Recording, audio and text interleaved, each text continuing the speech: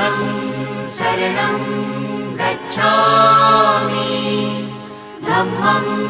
शरणं गच्छामि संघं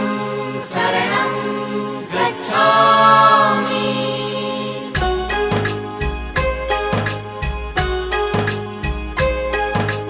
बुद्धं शरणं गच्छामि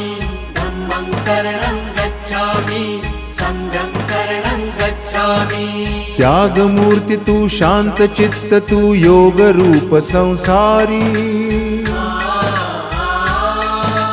दया प्रेम अन मानवतेचे प्रतीक तुझी ईश्वरी